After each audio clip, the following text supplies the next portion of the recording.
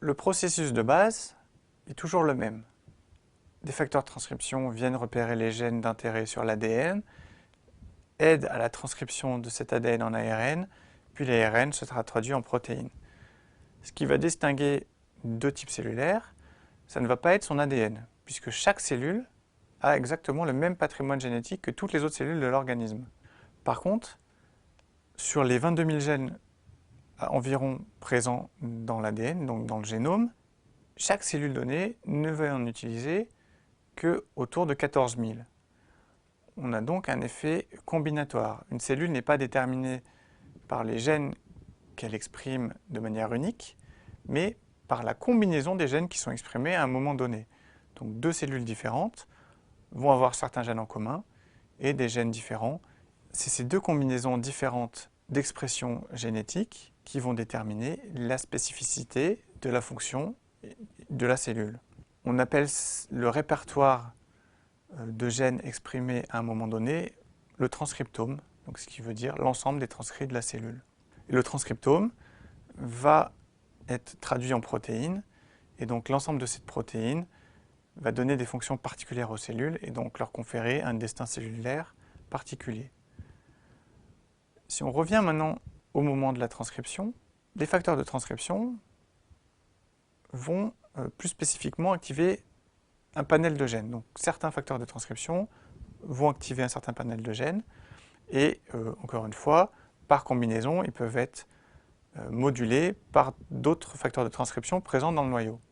Et c'est cet équilibre qu'on vient bouleverser lorsqu'on fait la reprogrammation, puisqu'on fait exprimer par des cellules somatiques adultes des facteurs de transcription spécifiques des cellules dites pluripotentes, ou pour ce qui est de l'équivalent du développement chez l'homme, on fait exprimer des facteurs que l'on retrouve normalement que lors de la première semaine d'existence de l'embryon dans la cellule adulte.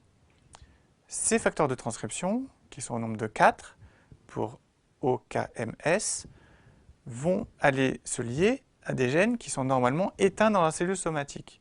Pour faire rentrer les 4 facteurs de transcription qu'on appelle facteurs de reprogrammation à l'intérieur des cellules, il faut passer la membrane externe de la cellule, donc la membrane plasmique, cytoplasmique, et il faut également que les facteurs de transcription puissent aller dans le noyau. Il y a plusieurs moyens de faire traverser la membrane de la cellule à l'information qui va coder pour les facteurs de transcription de reprogrammation. Par exemple, une des méthodes que nous utilisons est d'avoir des ARN synthétiques, donc l'équivalent d'ARN produit à partir de l'ADN, mais qu'on a fait en laboratoire, avec l'information pour les protéines OKMS. On met cet ARN synthétique dans des petites vésicules lipidiques. Ces vésicules lipidiques vont pouvoir fusionner avec la membrane, puisqu'elles sont de nature comparable à la membrane de la cellule, et relarguer l'ARN dans le cytoplasme de la cellule. Comme n'importe quel autre ARN, l'ARN que l'on a introduit dans la cellule va être traduit en protéines.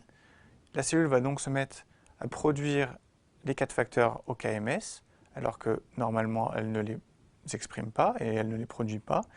Ces facteurs dans le cytoplasme vont alors fonctionner exactement comme lorsqu'ils sont produits par la cellule, et donc être importés dans le noyau, aller activer des zones spécifiques de l'ADN pour changer le transcriptome et donc le destin cellulaire. L'expression de ces gènes va s'accompagner également d'extinction de gènes spécifiques de la cellule somatique, donc de la cellule adulte. Et donc cette extinction de gènes somatiques et la réactivation de gènes pluripotents va changer le destin de la cellule pour le ramener à une étape de développement proche du développement embryonnaire précoce, donc de cellules pluripotentes. Comme ce changement d'état est induit par la transfection de facteurs de transcription, et donc leur expression de manière anormale dans les cellules somatiques, on parle de pluripotence induite.